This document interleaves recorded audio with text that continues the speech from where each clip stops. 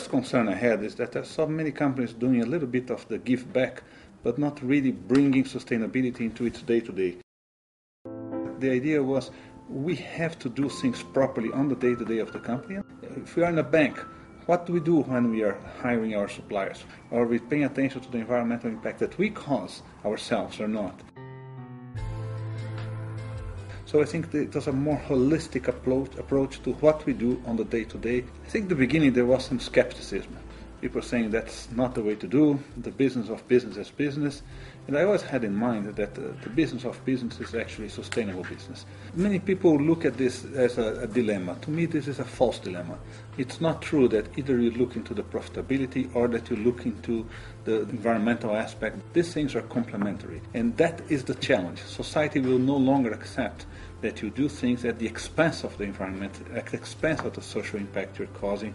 It's not the world of or, it's the world of and. You have to properly run your business profitably, but you have to also properly look into the impact that you're causing on the day-to-day activities. I think the best pressure actually is coming from society. Consumers are becoming more conscious, and the new generation is very much conscious about the role that they have as consumers. The best thing to do in order to spread this out is just to pay attention that society is demanding this, society is paying attention to that.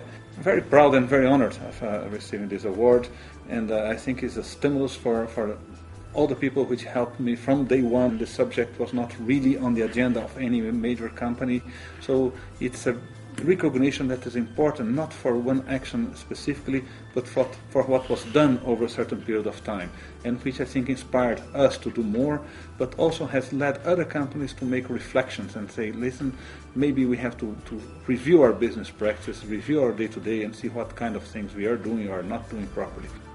I normally make a statement saying that if my generation was not better to leave a better world for our children, we actually left better children for our world.